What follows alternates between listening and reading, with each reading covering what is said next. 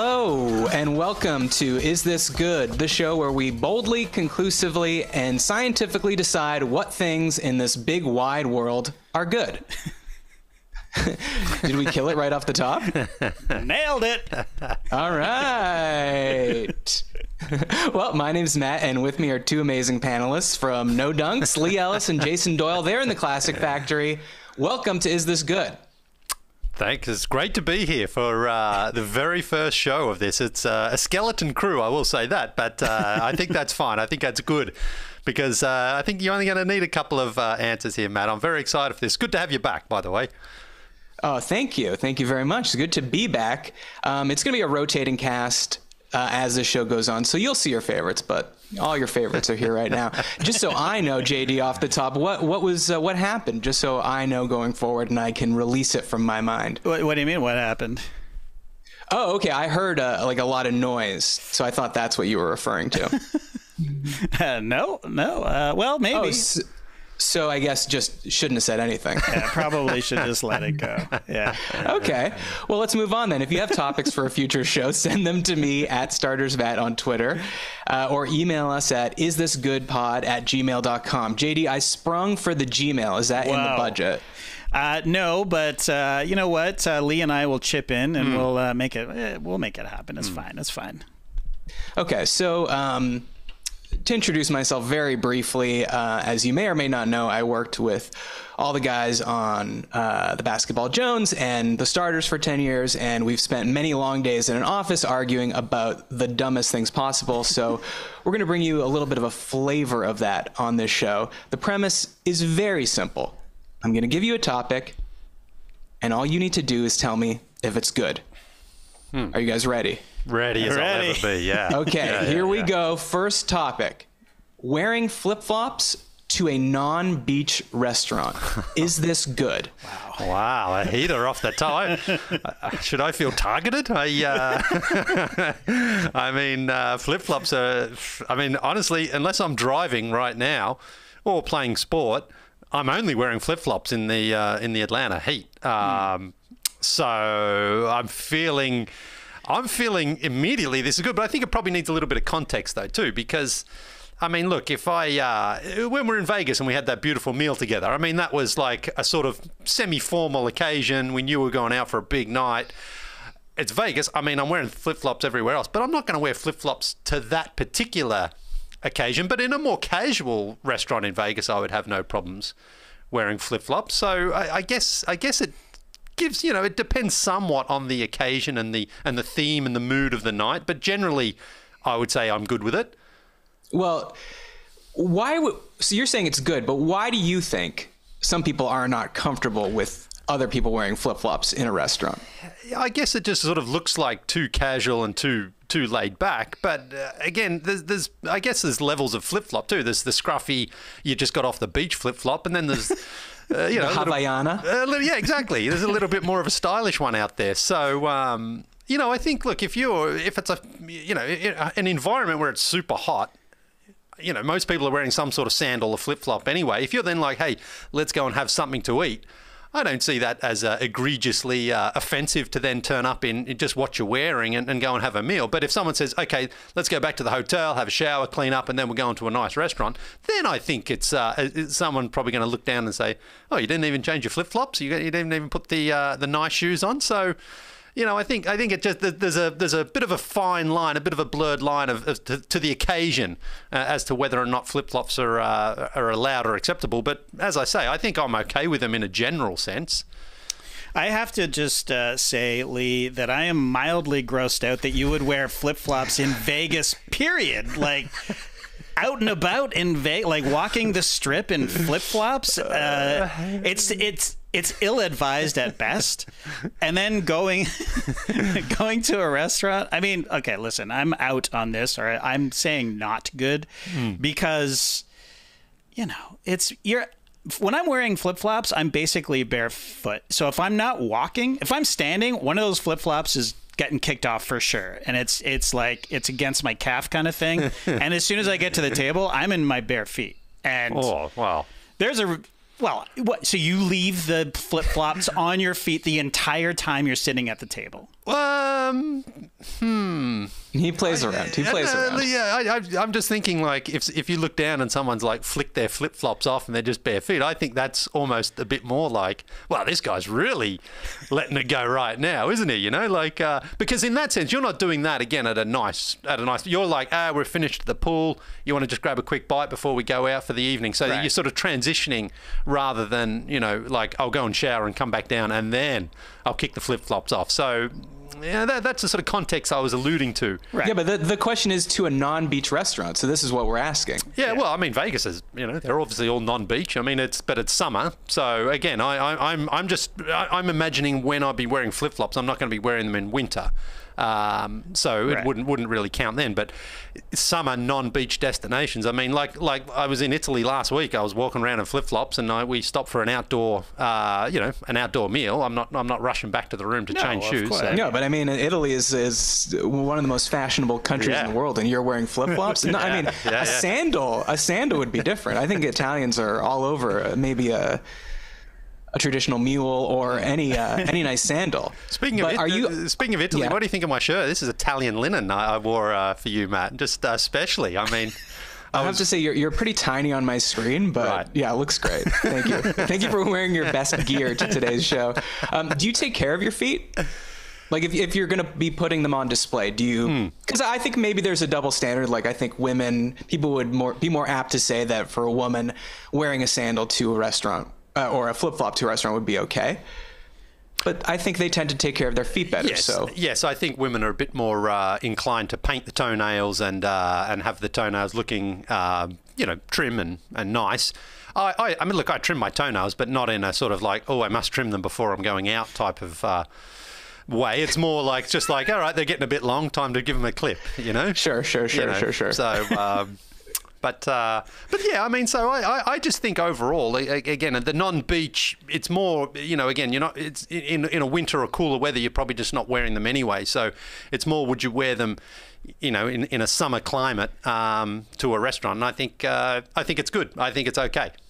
Okay, well, I found online an article from 2016 from GQ. So I don't know if the rules of fashion have changed since 2016, but the article is called "Here's Exactly Where You Can and Can't Wear Flip-Flops." Interesting. Okay. By Justin Fenner. So Lee, it's divided into two parts. Okay. First part, places you can wear flip-flops. Just give me a rapid fire if you agree with these. Okay. And JD, feel free to chime in too. Sure. On a beach. Yes, obviously. Yes. Okay. To the pool. Yes. Yep. In the shower. No, but when I used to play football, Australian football, and after the game you would shower with like 20 other men who would often urinate in Slow down. Yeah. Well, they would often urinate in the opposing team showers where you play, or the home team showers. So yes, you would wear flip-flops in that sense. In the shower. And that would be part of their training. They would they'd be finished running their drills, then go into the locker room and just take a big old whiz on the.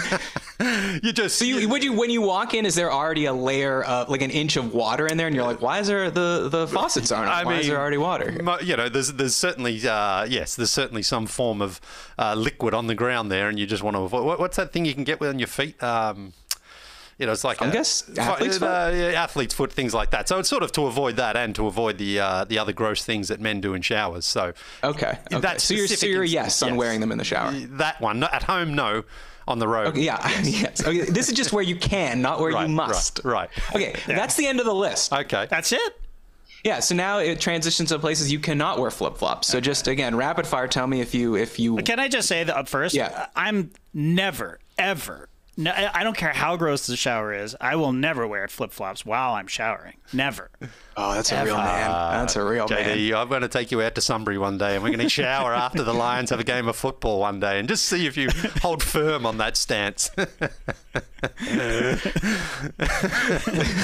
Lee goes in his slides. He's like, JD, there is an inch and a half of piss in this shower.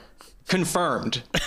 Tested the pH. Still no flip-flops? Listen, if there's an inch and a half of feces on the ground, what are flip-flops going to do? What is the difference? Like, you might as well wear galoshes, right? Like, it's a great point. And worry about your feet later. Exactly. Wash them in the sink. You're washing your feet, so it's fine. Okay, so these are places you cannot wear flip-flops. But again, Lee, you tend to wear flip-flops a lot. So I want to know if Yes. you would wear flip-flops to any of these places that GQ magazine says you cannot. Okay, The Office.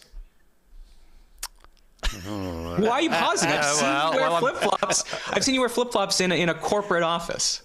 Have you? I mean, because for the most time, for the most part, again, I'm driving to that office, so I'm not driving in. I'll never drive in flip-flops. It's something I just don't feel comfortable driving in them, so I'm always going to put shoes on. And again, if I'm going to an office and I'm going to see, higher ups, then no, I wouldn't wear them. But I mean, even the Classic Factory, I don't wear them. But again, I'm driving to get here, so I guess if I could walk here, I probably would. But JD, am I wrong? I mean, at the NBA TV days, I remember Lee coming in shorts and a t-shirt and flip-flops. You know, like it's very clear in my mind, but it might be the Mandela effect, you know, because you've seen him in flip-flops. The Sandela effect. The Sandela effect. That's I'm pretty. I mean, I never wore them. You know, certainly on a day of a show. I mean, if we had to meet there for some other reason, perhaps, But no, I don't think I wore them around the NBA TV studios. Well, hold on. Okay, what if you're my bad. driving to the beach? No. I'll wear shoes then and change. There's this.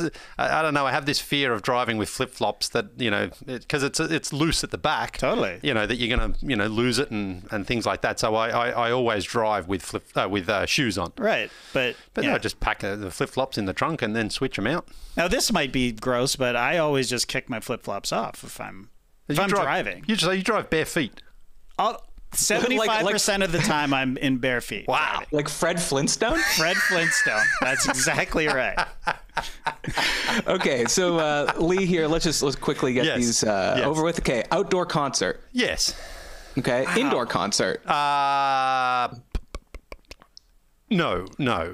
Okay, no. on a date. Sorry, let me jump in here. Okay, here we go. At a concert, Lee, you're going to wear flip-flops, but you won't, like... I mean, I'm thinking again of the restrooms, right, where they're gross no matter what, indoor, outdoor. Yeah. But I'm also thinking in an outdoor venue, it's more like, again, if it's a nice, hot, sunny day, I'm not driving there, I'm more comfortable wearing them, so I probably would. Fair enough. I guess. But I'm probably like now, that was probably a younger version of myself. Now I'm probably like, I know what to expect in the restroom, so maybe I want a little extra coverage on the foot. What a big boy. A big boy learned to It's called personal growth. in the restroom. On a date, did I ask you that? On a date, yeah, I mean, well, okay, first date, no. Subsequent dates, yes, once I'm feeling a little more confident and comfortable with the lady. Like, I'll take Roxana for a date now with flip-flops on, but not the first time I wouldn't have, probably. Okay, I'm sure she appreciates that. What about at a funeral? Oh. Not a Viking funeral. No, I don't think so. Okay. No. It depends, of course, exactly on who the person is. If it was, if it was my mate Louis, for example, then sure, I don't think he would be offended by it. But, someone who's not a super close friend, probably not. So the closer the friend, the more likely you are to wear flip-flops? Well, yeah, I think so. Because it's, if you wear flip-flops to my funeral, I'll fucking come back and haunt you. I am definitely now going to wear flip-flops. You're in LA, man. There's no way. If you get buried out there, okay. I'm not wearing shoes out there. It's going to be a nice day. I'm wearing my nicest shirt. I'm wearing a nice pair of shorts. Sunglasses. I don't live anywhere near the beach. I live miles from the beach. Yeah, but there's no reason for you to be wearing flip-flops. It's a hot weather climate, though, so, I'm looking stylish at your funeral. Okay, a couple more here. Jury duty? You're probably not allowed to, eh? I mean... Yeah, that's definitely a rule. Yeah. That'd get you kicked off jury duty, so maybe... You can't be a lawyer, you can't be, you can't have committed a crime, and you can't wear flip-flops. And then it says New York City, scratch that, any city. Well, GQ. Wow. And then it says literally anywhere else. So GQ not as high on flip-flops as you are. Yeah. What's the is there the poll up? Yes. What do you think? So what's the stream team saying? What do you think? Is wearing flip-flops to a non-beach restaurant, is this good? What are they saying? They're saying yeah. I'm going to say they're saying good. Not good is leading at 60%. So okay. Yeah. So I have to declare that wearing flip-flops to a non-beach restaurant is not good. Yeah. I mean, that's 3-1. Yep, I guess so. I guess that's the people have spoken. So The people have spoken. Yeah. I'm sorry, Lee. It's not good. Well, it's not good. That's fine. Change your ways. Do better. Do better. Do the work. Now- Do the work and do better. I guess I have to end yeah. this poll before I start a new one, JD. Is that right? I have no idea. Just try making a new one. I tried to, but I couldn't. okay, so now end I've it. ended one. Okay. Okay, so next topic, iMessage tapbacks. So I'll quickly explain this. If you don't know, tapbacks are when someone sends you a text message, you click on it, and you can respond with a heart, a thumbs up, thumbs down, a ha-ha, exclamation point, or a question mark. So you basically respond without creating a new line of text. I think I over-explained that. So tapbacks, are they good? I like them. I like Okay. tapbacks. JD says good. You know, I was having a drink with our man NASCAR last night, Dan Crossway. Oh, nice. And we were just Lovely. reminiscing about the days where there was no phone, there was no texting, there was no phones. I didn't have a phone in my face the whole time. So I like anything that expedites the phone being in front of my face. So, you know, give you a thumbs up, give you a ha-ha. I don't have to type anything. I just tap it back, and that's the end of our interaction. You know what I mean? What would you say to someone that would say, fine, send an emoji, but send it in a new line? Like, go through the trouble of finding the emoji. Well, I will if like there's a very limited amount of tap back emojis, right? Yes, on iMessage there is. There's only like ha-ha, heart. I just listed down. them. Yeah. I just listed them in the over-explaining part. Yeah. They need to add the grimace. That's my only complaint about tap backs. Like that. The awkward one, or I use that more than anything. I agree. That's a very popular You need one. that one, but I don't really see what's the drawback. People find it rude, I think, and people think it's like abrupt, and people think it's like you're ending the conversation. But I say, Yes, I'm that's good exactly too. right. Yeah, I say that's what's good about it. It's a good way to end a conversation. I mean, I didn't like them at first, but now I'm definitely good. It's a good way to end a conversation, and it's also a good way to organize your thoughts. Like if someone sends you good news, like I just passed the bar exam. Right. You can heart that. Yes. And then write in the line below, congratulations, so happy for you, instead of like, having to pollute that line with an emoji. Yeah. I agree. So Lee, where are you on this one? Yeah, I like them because I think it pretty much sums up. You know, you're in agreement, you accept whatever they're sort of saying or whatever. And I just prefer that because sometimes I still find on any sort of message format, whether it's Slack or Twitter or anything, sometimes just tone is difficult to detect. And you're like, oh, is this person like, are they being like cheeky or anything? But they're not, if you know what I mean. So Right. I think with an emoji, and as you'll know from our last few text messages here, Matt, I hit you with thumbs up pretty much every time just to say, yep. Gotcha. Gotcha. Very passive aggressive. Very passive. No, but see, I don't see it's passive. I don't. The only thing I don't like is that the love heart. I prefer something else for a like. That's why I go thumbs up because I'm like, yep, gotcha. Yeah, Rather- that's the Yeah, line. that is it. And then Yeah. if you love something, it's the heart. Yeah, which I'm way more of a thumbs upper than a lover in that sense. So I don't see it. How do you see it as passive aggressive though, Matt? I don't. How do you Like you're not putting in any effort. Yeah, but again, I think it's You're not more like responding to me with words or even with a personalized emoji. You're just saying, hey, of these 5 options, here we go. And there's no new line. Yeah. And it's even like, like how people want to avoid double texting. Yes. Like if I text you, I don't want to text you back till you've texted me. Yes. Who has sent the last, I guess if I'm tapping back to a Lee message, I guess I get credit for writing last, even though I didn't really write anything. Right. yeah, but it's an acknowledgement, and I'm like, okay, we're on the same page, fine. If he needs more clarification, then he can ask me. Otherwise, I'm good. I'm good. He's good. Is my interpretation of a tap back. It's like the person understands what I'm saying, or reverse. I'm like, gotcha. How do you feel about K? Just people that respond to things with just JD's K. a big K'er. I'm a big carer. Yeah. Yeah. A lot of people find that passive aggressive.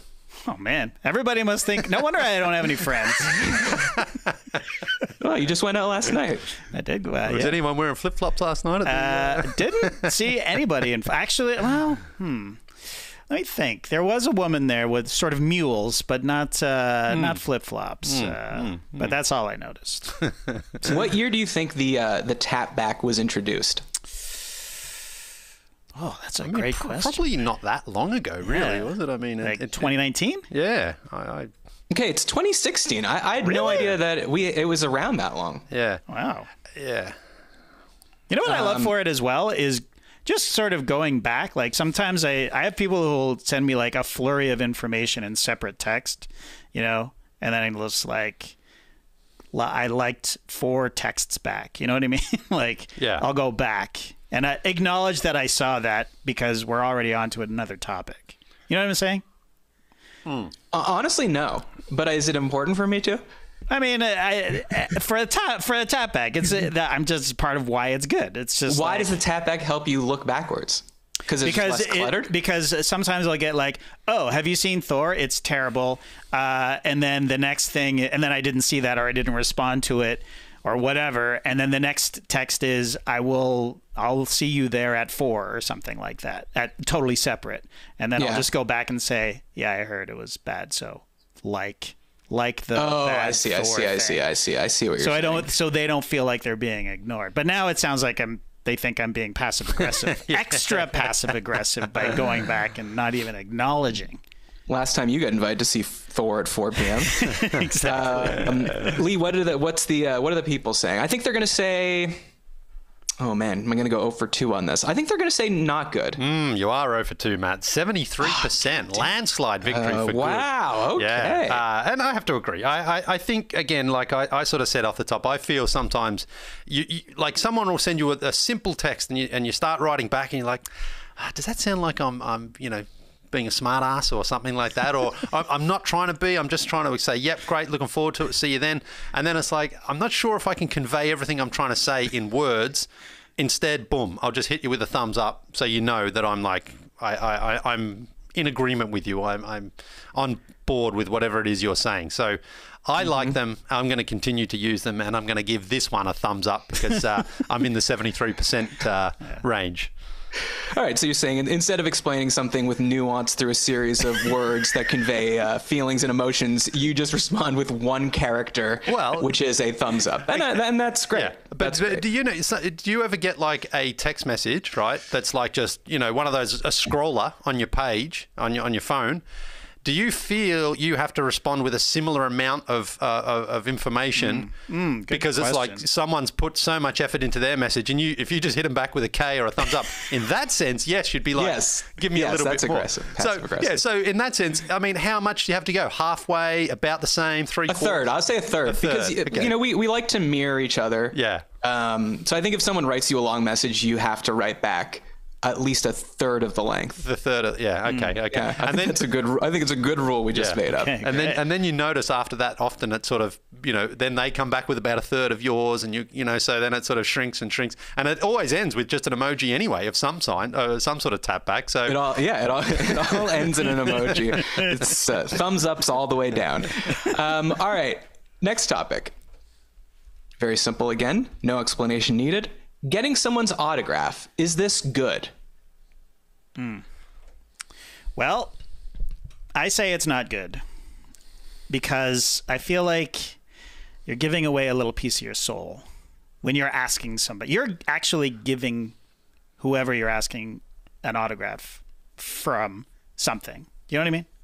A piece of yourself. Like an emotional autograph. It's exactly, and they're taking a little piece of your soul. Because you should be embarrassed to ask for one. Oh, yes. Yes, yeah, okay. You should be. Okay. I think I would never, ever. I mean, I know that Lee he gets things signed. Well, so I think it's I just think it's outdated actually now, an autograph. It's been overtaken by the selfie. Yeah. I mean, kids don't go up to, if you see LeBron James, no one's saying, hey, can I have your autograph? They're saying, can I have a selfie? Right.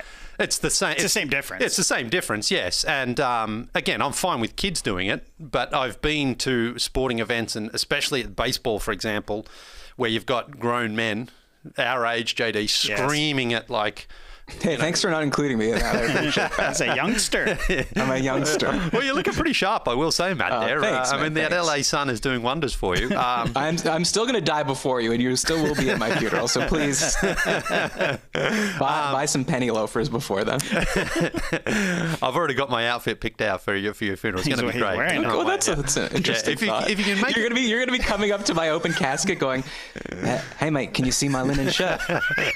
I say, I picked this one out just for you. I picked it out just for you. If you can do it around November when Elton John's in town, so I can go and see Elton John at Dodger Stadium while I'm there, that'd be great. Okay, cool. Yeah. No, anyway, I'll try and work that out. It's got dark. Anyway, so and then Elton John can dedicate "Candle in the Wind" to me. Okay. Anyway, moving on. So those men, though, they're not doing it for their own collection. They're doing it so then they can sell stuff on eBay and stuff. But they look freakishly pathetic, screaming at athletes like,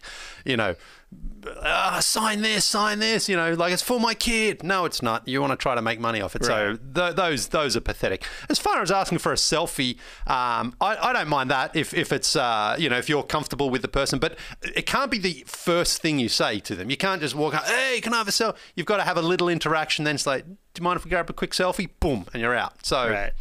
I'm fine with that. I mean, it doesn't necessarily meet the criteria for an autograph, but I just think that's the modern autograph is the selfie. I would encourage people to not do that. I think it sours the interaction. It's like, oh my God, LeBron James, I love you. You're my favorite player. It's great to meet you. Handshake and be on your way. Yeah. You know what I mean? And then it's a more authentic exchange. You'll always have that. Yeah. And it's about you and that person who you admire. Yes. To get a selfie is like, But that's the thing, JD. I agree with the premise of what you're saying here, but you got to get those likes on social. No, you don't, man. Well, people No, you tell don't. a kid these days, like you met LeBron James, and someone, hey, I met LeBron James. Oh, awesome! Show us the picture. Well, I chose not to take a picture of it.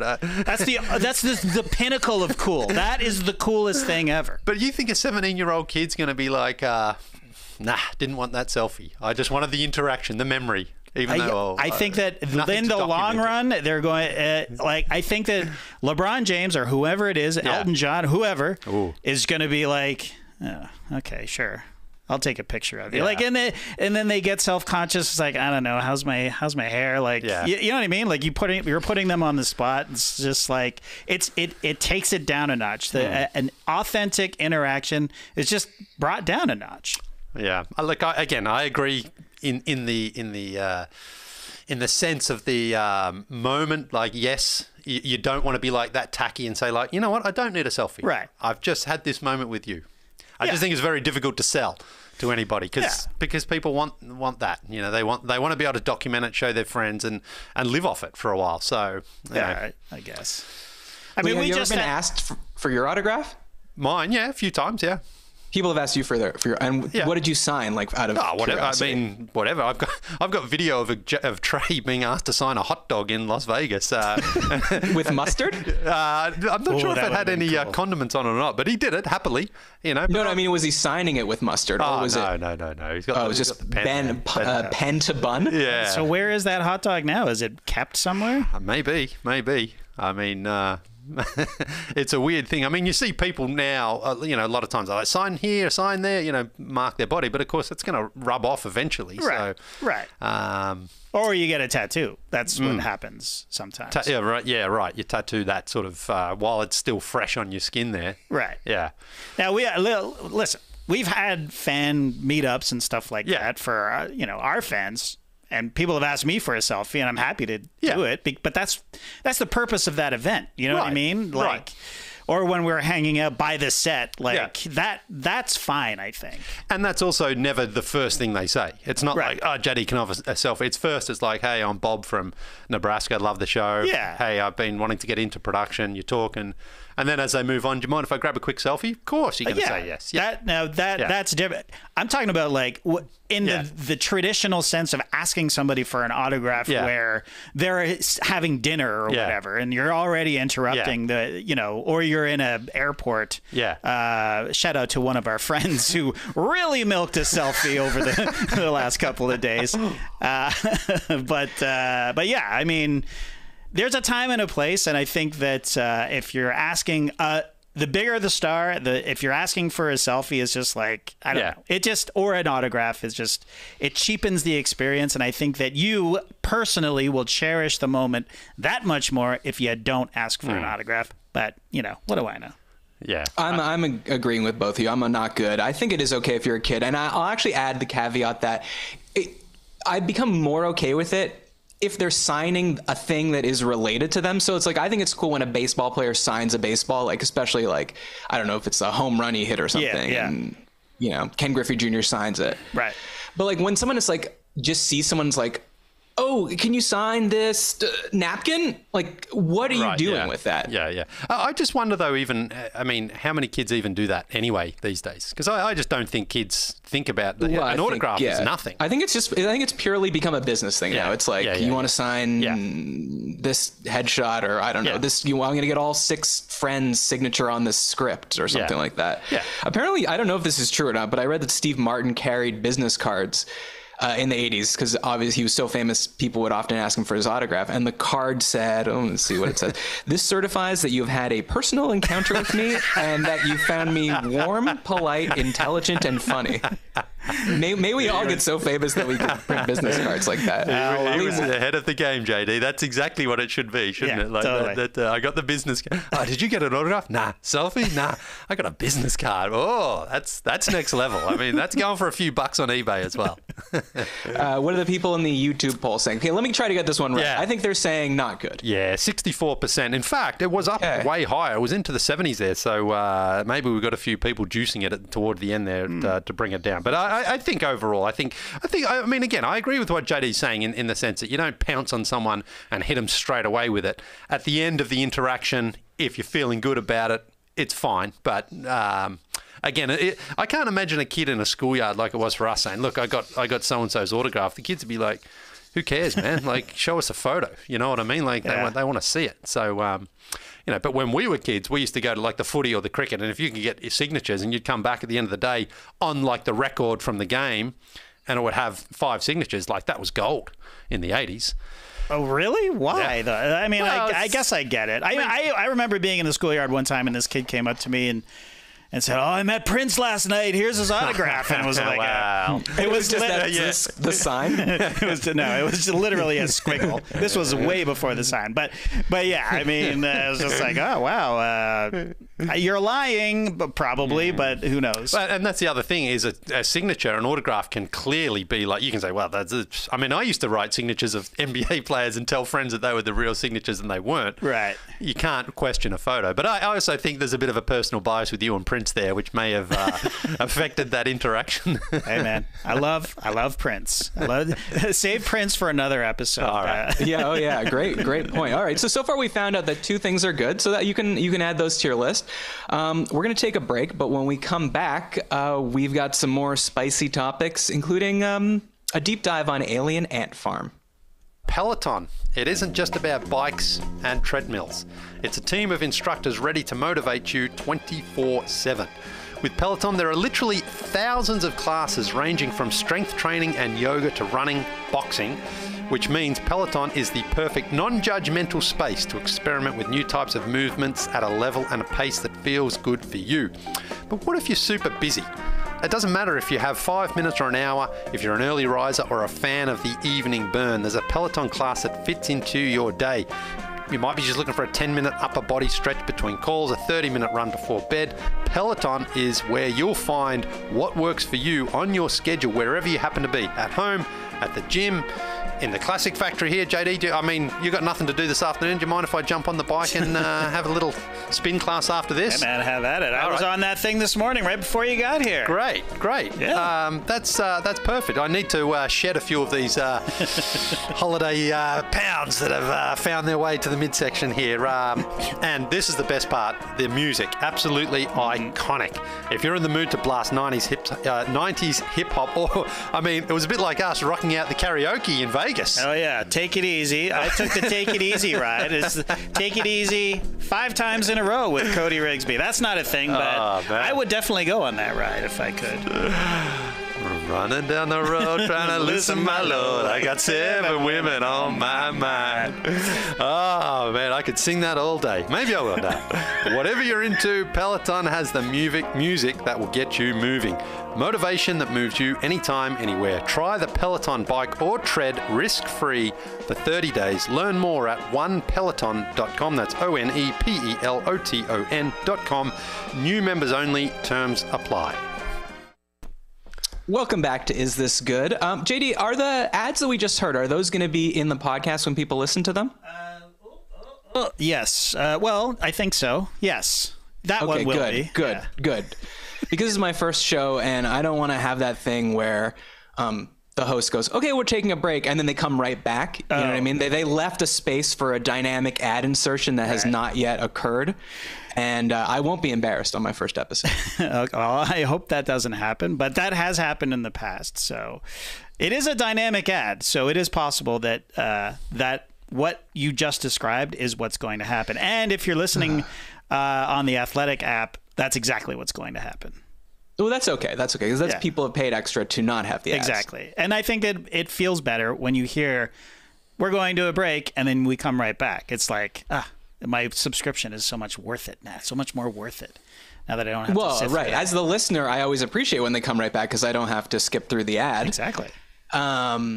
But I always feel bad for them. I'm like, I guess this show isn't that good. They couldn't sell this. It has been happening a lot on a lot of podcasts, actually. Yeah, I know. I know. Brands want to work. Brands want to work with me, though. Yeah, well, I know. The phone's been ringing off the hook since we announced this show. So. Oh, really? The landline? My landline, yeah. Okay, let's get to the fourth topic here. This one has a little backstory, so allow me to explain. Late this June, @Planet Mimi tweeted the music video of Alien Ant Farm's cover of Smooth Criminal with the caption, "Back when life was good." This simple tweet went viral, has over 200,000 likes, and is a great reminder that people love to remember some guys. A conversation ensued online on the merits of being a popular band, but only because of a cover song. And this might be hard to remember, but this band was popular. Smooth Criminal went to 23 on the Billboard Hot 100, and the album went platinum. So I ask you, being a famous band, but only because of a cover song, is this good? Well, Lee, what do you think? Well, I will say that cover they did, I thought was actually really good. I agree. I liked it because it was completely different from Michael Jackson, which if you're going to do a cover, go all in like that. So that was great. Now, do you want to be famous just because of that, though? That shouldn't be why you're famous. I don't think. If you want to be a real, musical talent or a band that people want to go and see, you don't want them to go, oh, I liked it when they covered that Michael Jackson song. Let's go and see the whole show. Right. So I'm saying it's not good. You need to be more than that because you've taken someone else's song, a banger, from Michael Jackson's collection, and you've done great with it. But it's like, okay, but you've got to have your own. You've got to have your own music. And look, I don't know much about Alien Ant Farm. They did another cover actually, didn't they? You don't? Nah. I couldn't tell you where they're from, band members, anything like that. But I know that when that song comes on the radio, I'm like, sure, I'll listen to it because it's pretty good. So I'm saying, well, it's good because it's a Michael Jackson song. Right. Ultimately, I agree with you that it's a good version of a Michael Jackson song, but it's still a cover. Yes. And it's good because it's a great song by one of the greatest songwriters ever. But is it? I guess I have a question, Matt. Like, who is it good for? Like, are you asking, like, if you're the band, is it good? Like, is my musical career a success if my one hit is a cover song? That's the question, right? Like, yeah, I would say that's one way to look at it. I guess another way to look at it would be if you had one hit song only, like in your band, Stone Soul Picnic, let's say, to make it real personal. Would you be okay with that? Would you think that was good? I mean, yeah, I'd be fine with it. Yeah, exactly. Because listen, it's good. Because if your other song, the cover song was a gateway to your band, and if you didn't have any more hits, that's on you, man. You know what I mean? Like, but at least you got a little taste of what it was like to have a #1 hit song. Sorry, is that a #1 hit song? Like 23 on the alternative charts. it went #1 not on the not on the Hot 100. Yeah. I think it was 23 on the Billboard which to Hot me 100. like that's. But not the good album enough, sold over 1 million copies. right. But see, so when was that? What year was that? That would have been I should have written that down. 2002 or something like that. yeah, was it? early when we early still aughts. used to buy that. I mean, look, that's something that our kids will never experience. Like one hit song, bang, I'm buying the whole album. Right. I'm listening to it. Now, if you like a song, you download it or whatever you do, and that's it. You don't have to go through the whole album. So, and that's an experience that I think our kids are lesser for. Right. Because I think that's part of the fun. Is like I want to see what else they've got in their on their album. Maybe look, Alien Ant Farm. Maybe the rest of the album tanked. Sure, that happens. But at least people were still buying enough to sell over 1 million. Did you say 1 million copies they sold of that? Yeah, it's platinum, so it's at least 1 million Wow. copies. Crazy.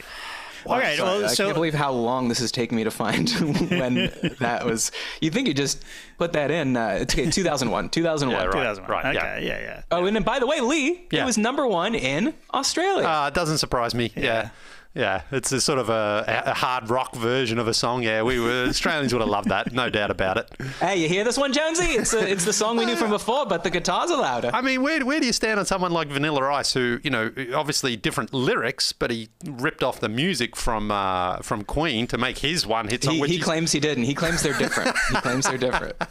That is Have you ever heard incredible. that interview, by the way? Incredible. That's a classic. I mean, incredible. like, but he also understands that's his only song, and he still performs it now at NBA games at halftime. He's still living off the money from that. He's still living off the fame and the acclaim. So he has no problem with it, you know, because technically it's a different. Well, no, lyrically, obviously, it's different, but the music is exactly the same. So.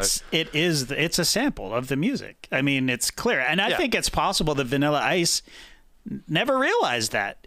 I think it's possible. I agree. He just didn't know. Like a producer just put it in front of him, and he did his stupid little rap, and then, you know. But there are so many songs that are like that. I mean, the most recent in my mind is the Robin Thicke Marvin Gaye thing, right? Like, which is clearly Marvin Gaye, and I like people were, well, I mean, young people didn't know, but I was like, wow, this is obviously that Marvin Gaye song, which I can't think of.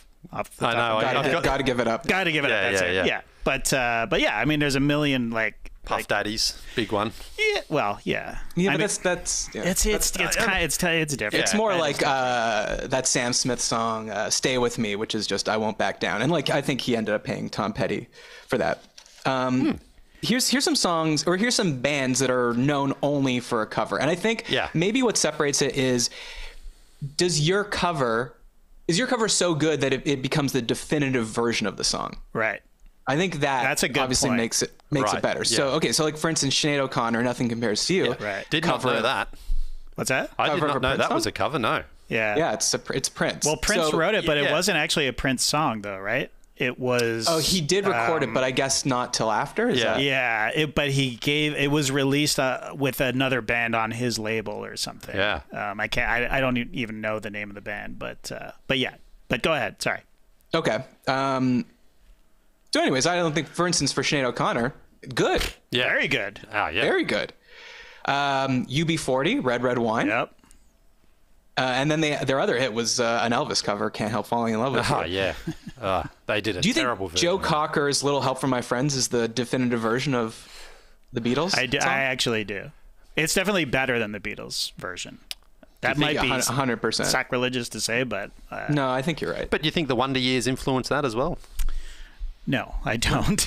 I do, because that's just where I think. I mean, I think that it increased its popularity, but it's still it's the day it came out, it was better. I mean, I think Woodstock really put it on the map, but yeah. What's Woodstock? What Woodstock? Was that as big as the Wonder Years? No, but I agree. I think the Wonder Years helped because it kept it in the public consciousness. Did you know? Okay, I don't know if this is just like a lie that someone edited into Wikipedia. You know, in Smooth Criminal, when it's like, "Annie, are you okay?" Do you know what that is a reference to? Oh, I did. Okay, well, I'll tell you. You tell me if this is the same version or if Right. Wikipedia is playing a trick on me. Apparently, it's inspired by a Rescue Annie, which is a dummy used in CPR training. Does that sound like a lie? Like, Yes. like the name of that doll? Yes. Yes. Okay. Then I just lied to you. Well, I just repeated a lie, It's which I guess Wikipedia, it's is fine. just as bad. Yeah. So anyway, so I'm saying good, JD's saying good, Lee's saying not good.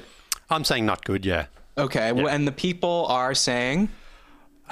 They agree with the big E here. We got 66% saying not Wow, good. haters. Not good, yeah. But if it was so... I think people are acting like, well... Like, first of all, if it's so easy to just take a hit song, Yeah. re-record it, and have it go #1 and sell 1 million copies of the album on which that song's on, then everyone would do it. Yeah. So it's not... I mean... Yeah, I mean, look, for example, Sinead O'Connor, I don't think generally most people would know that's a cover. I don't think. I think people just think that was her one-hit wonder. Right. Because I don't think it's common like that. But Well, would you be okay with being a one-hit wonder, Lee? Would you say if I said being a one-hit wonder, good or not? well, I mean, would I get to perform at Wembley just one time, living off that one-hit wonder? Yeah, Yes. yeah, of course, Yeah. of course. If it why was not? like "Come On, Eileen" or something. Dexy's Midnight Runners, yeah. Dexys, yeah. Original. It was original, that one. Yeah. Yeah, I just remembered that "Tainted Love" is a cover. Yeah. Yeah, that's right. Gloria Soft Cell. Jones. It's like a Motown song. Yeah, The yeah, Motown yeah. song I didn't hear till much later, and it's great. Yeah. Yeah. But I would say Soft Cell has the definitive version. I agree. Yeah, absolutely, yeah. And then Yeah. Rihanna used that in her first real hit. What was that one she released? It's like da-na-na, da-na-na, da. SOS. That was the Okay. music of of Tainted Love. Yeah. Okay. Interesting. What about does Jeff Buckley have? The definitive Hallelujah. That's Yeah. it's a tough one. It's a tough one. Okay. Let's get to our final topic here. Another simple one. Throwing deuces in photos. Is this good? And I guess if you don't know what that means, that's doing this. Throwing up the peace sign in a photo. Well, if you do it this way in Europe or Britain, I mean, this Right. is like the finger, right? Yeah, Giving that's the right. finger. Absolutely, yeah. And but for the people listening, I've got the back of my Reversed. hand towards Yeah. the camera as though I was giving the finger, but it's 2 fingers up. I'm for peace, so I guess it's good. The peace sign. I like the peace sign. I do that a lot, not in photos, but just when I'm walking in my neighborhood to neighbors. I always throw the peace sign interesting. up.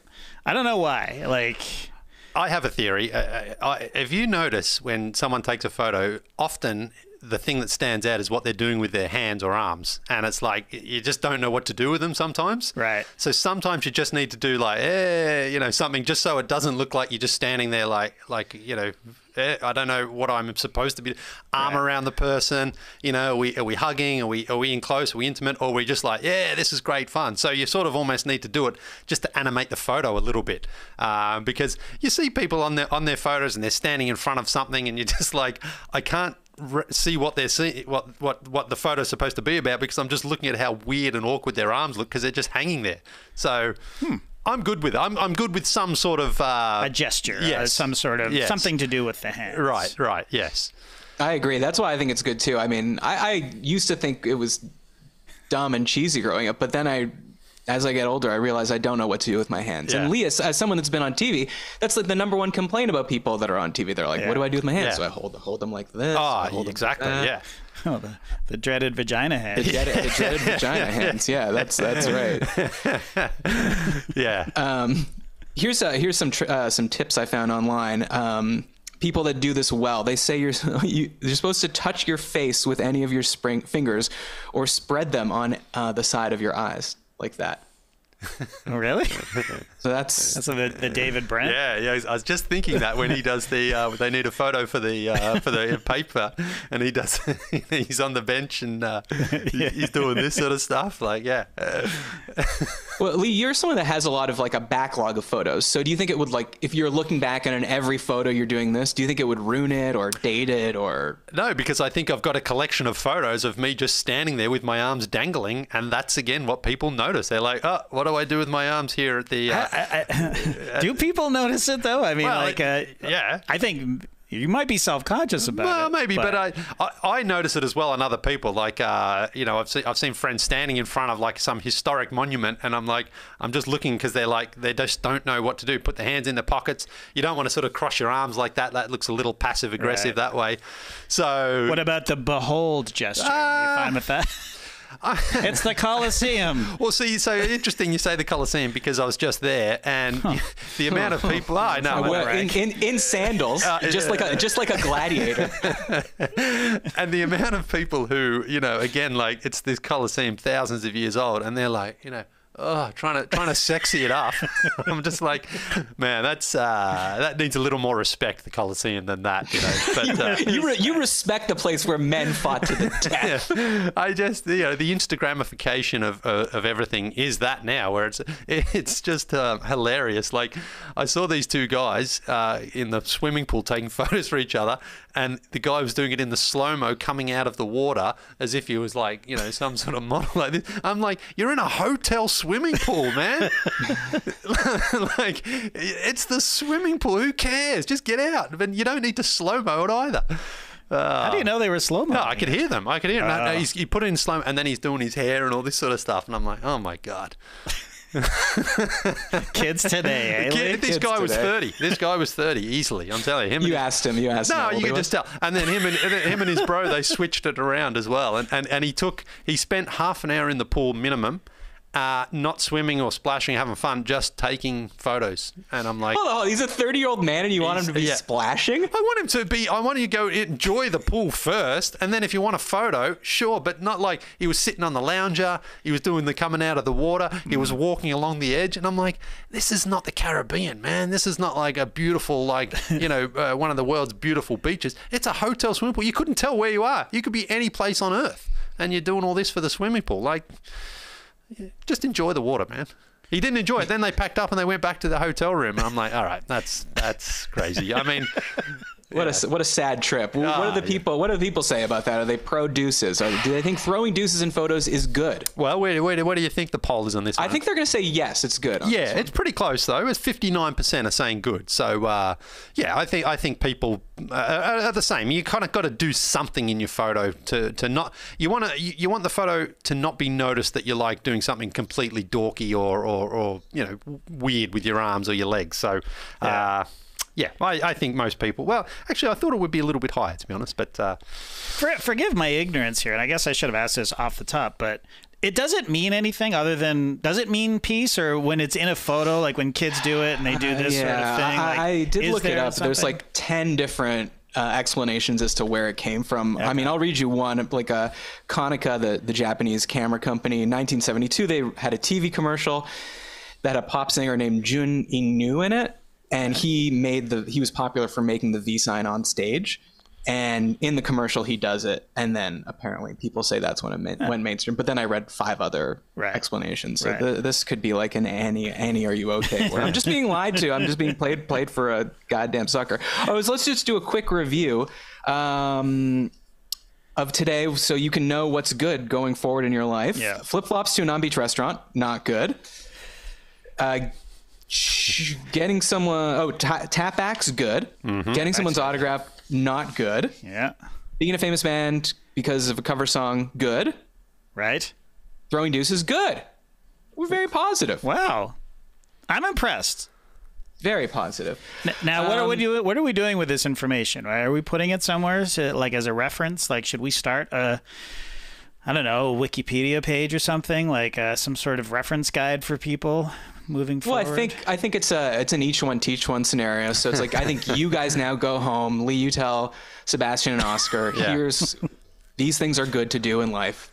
These things are not good. Yeah. JD, you tell your kids. Oh yeah. And then one day they will tell their kids. I love it. When they're at your funeral wearing flip-flops, they will say. One thing about my dad is he always knew what was good. From that podcast he was on. Is this good? All right. Before we end, we're going to go to our final segment, and that's called Subjective Trivia. Ooh. Subjective trivia is just like regular trivia, except only I know the answer. So there's a bit of a backstory for today's question. If you listen to No Dunks regularly, you'll know that all of us were in Las Vegas a few weeks ago hanging out. And you'll also know that we did karaoke. And you might have also heard the story where we got caught in the Take It Easy loop, which was basically that the song Take It Easy by the Eagles would start. We'd hear the chiming guitars. We'd hear the I'm running down the road trying to loosen my load. We'd hear the chorus. And in the chorus, it would start again. Right. So we were only hearing about a minute of the song. And we were into it every time. And we start singing it again. And the more it repeated, the more we got into it. Right. The more gusto we said we're trying to loosen our loads. So, Lee, because I knew you were going to be on, and you are one of the world's foremost Billy Joel scholars. Yes. Yes, is that accurate? Yes. I mean, I love Billy. I absolutely love Billy. him. Yeah. You've seen him in concert. I've seen him a couple of times, yeah. And in fact, he's playing at Madison Square Garden again. I think he said he's going to keep playing as long as they keep selling out, and he's up to like 75 shows or something like that. So I definitely want to get to a Billy Joel at Madison Square Garden at one time in my life. Okay, great. So I think you're perfectly equipped to answer this question, although JD is as well.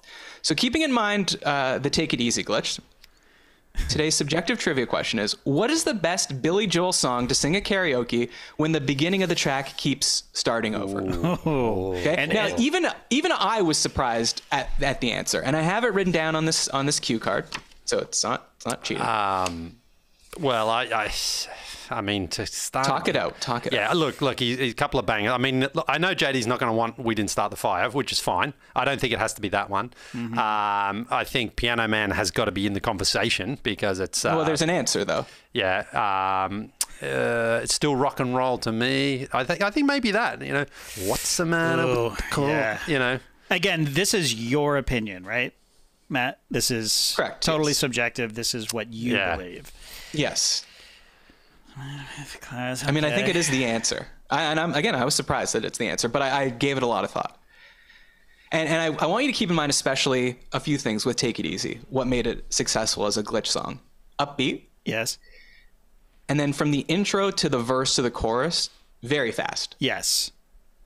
So you're getting a full flavor of the song before it repeats. Yeah, and it's easy to know the words too. That's the other thing I think is important. Everyone knew the words without necessarily having to read. Okay. Yeah. Great point too. So then I took all that into account. So for instance, like The Stranger, which is a great Billy Joel song. Right. Yeah. It starts with just that piano, the do do do do do do. So like what you wouldn't get anywhere. You know what I'm saying? Yeah. Like what's the point of that repeating?